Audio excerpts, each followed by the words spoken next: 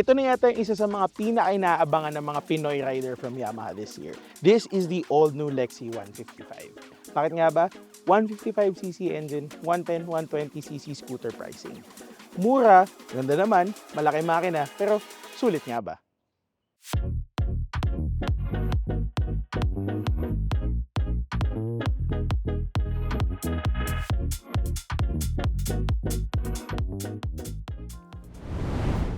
So basically, ito yung mas murang version, mas budget-friendly na NMAX kumbaga. 155cc din siya, pero medyo mas maliit siya tingnan eh. Mas maliit yung windshield dito sa harap. Medyo wala naman siyang epekto pag nag-ride ka. It's really more for protecting the instrument cluster dito. Pero makikita nyo, medyo kamukha pa rin naman yung NMAX. Itong headlight dito sa harap, medyo mas malaki siya. Although, mas mapapansin nyo, mas maunti ng konti yung fairings nito. Kumbaga parang, yun nga, mas budget-friendly kasi. There are more hard black plastics dito sa unahan. Itong Yamaha badge, makikita nyo, nandito na siya sa black part ng plastic. However, I do like how they added these stickers dito sa gilid just to add some color to the look. Ngayon, sabi ko, medyo mas mukhang maliit siya. That's also because itong floorboard niya, flat siya. So, wala siyang malaking panel dito or malaking chunk of plastic dito sa gitna. And mas mababa siya tingnan. Kaya, yun nga, mas mukha siya maliit. Dito sa likod, you get more of the similar stickers sa harapan. Meron kang plain naman na grab bar dito sa likod and meron kang sizable na tail light. So overall yung design, hindi siya masyado wow, striking, hindi siya masyado agaw pansin sa daan, pero actually okay lang kasi medyo malinis naman tingnan, at least hindi makalat, hindi overdone. Sakto lang, sakto lang. In terms of dimensions, ang kailangan nyo lang naman malaman, seat height nito listed at 770mm or 30.3 inches. Hindi naman siya ganun kataas, pero medyo malapad yung upuan. So baka mahirapan kayo mas-straddle if hindi kayo katangkaran. But since may floorboard naman dito sa harap, lusutan naman yung paa mo, mas beginner-friendly siya.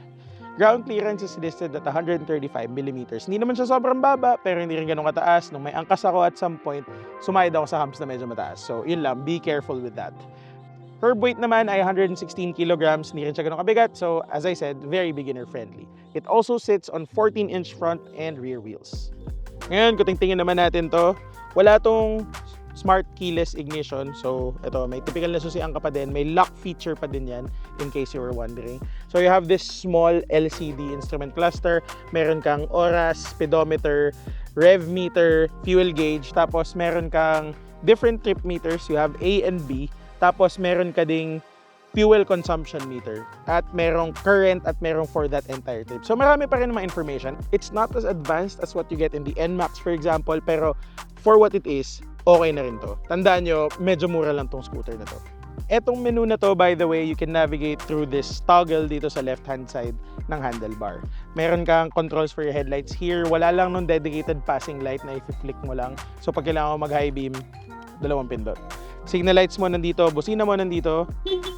Tapos sa kabilang side, andito yung start-stop function mo. So meron pa rin naman yun nito. Andito pa rin yung hazard lights mo and yung push-to-start ignition mo.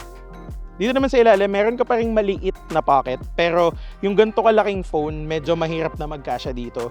Minsan nilalagay ko dyan, pero nakakatakot minsan pag nag-ride kasi baka mahulog. Pero yung mga wallet mo, mga coin purse, ibang susi, kasyang-kasya naman dyan. And napansin ko, kahit abutin ka ng ulan, hindi siya basta-basta mababasa.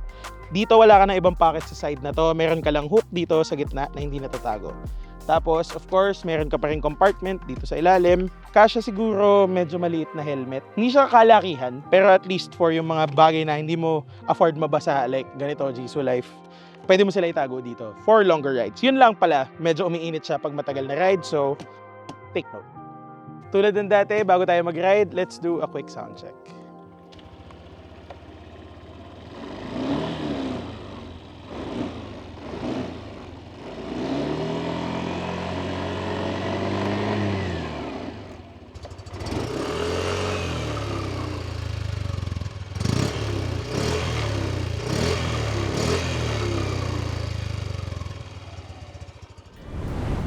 Alam kong marami nagtatanong kung kamusta humatak yung Lexi. Well, kaparehas lang naman ito yung makina ng NMAX, so that should give you an idea kung gaano to kalakas. Ang makina nito ay 155cc liquid-cooled 4-valve single-cylinder engine capable of 15.19 horsepower at 8,000 RPM at 14.2 Nm of torque at 6,500 RPM. Naka-traditional na CVT nga lang ito though at hindi yung YA CVT. Sa totoo lang, Medyo mahirap ma-imagine na parang 155cc performance to kasi nga, mura siya. Pero hindi naman kasi tinipid yung makina. Pag piniga mo, malakas kung sa malakas talaga yung hatak. Of course, parang yung NMAX lang, hindi siya yung pinakamatipid sa segment, and I guess yun talaga yung drawback ng malakas na engine. Nasa 31 kilometers per liter lang nakuha ko nung medyo gigil yung takbo. Kasama na dyan yung city riding. Nung nagtipid-tipid ako ng onte, umabot naman sa mga 36 or 37. Take note lang na medyo mabigat ako kaya yung timbang ko parang pang dalawang rider na. So kung mas magaan ka, for sure, baka mas kaya mo makakuha ng mas magandang fuel consumption. Pagdating naman sa handling, wag mo lang i-expect na mala NMAX gumalaw to. Maliksi at magaan naman tong Lexi pero hindi to kasing stable ng NMAX. Sobrang mas confident yung galaw ko gamit yung NMAX kesa dito. That being said, again, for its price tag, not bad talaga to. Ngayon sa usapang ride comfort, dito talaga siguro magkakatalo. Medyo may tagtag to.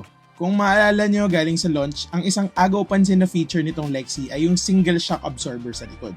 May katigasan yung ride lalo na sa pillion rider. Pero sa totoo lang, mas pansin pa rin yung tigas ng ride pagdating sa handlebars kahit pa yung likod yung may single shock absorber. Sa tuloy-tuloy na ride sa medyo pangit na kalsada, halos mangimay-ngimay yung kamay ko sa vibrations. Tapos pag minalas-balas kang mapadaan sa malaking lubak, makakalog ka talaga. Sa totoo lang, pag pabaya ka, baka mawalan ka pa ng control dahil doon. But then again, for most rides around the city, sapat naman na yung kaya gawin ng Lexi. Sige, matagtag sa EDSA, pero anong small bike ba yung papanisin lang yung lubak doon, diba? Saka yung kakulangan niya sa aspeto na to, tingin ko nababawi niya in terms of ease of use. Since may gulay board nga, madali mag-mount or dismount sa motor. Kaya kung kunwari, delivery rider ka na sakay baba sa motor mo, malaking bagay ito. Saka yung general use ng motor. Kunwari, pang errands, sobrang convenient na ang dali-dali niya gamitin. Sa mga shorter rides, easily mas pipiliin ko to gamitin kesa sa NMAX. Saka syempre, yung gulay board na yan, nagdo-double din as extra storage space pag marami kang bit-bit. Or in the case of siguro mga motorcycle taxi riders, lalagyan ng gamit ng pasahero nila. Ngayon, quirks and complaints aside, I still think na napaka-solid na option itong Lexi. Hindi man siya yung pinakamatipid na motor na makukuha mo for 99,900 pesos, easily, siguro, siya yung pinakamalakas yung hatak sa mga options na meron ka. So, depende na lang talaga kung ano bang hinahanap mo sa isang scooter. Pero pound for pound, kumbaga, napaka-solid pa rin talaga nitong bike na to. Easily, ang score nito, 9.5 out of 10.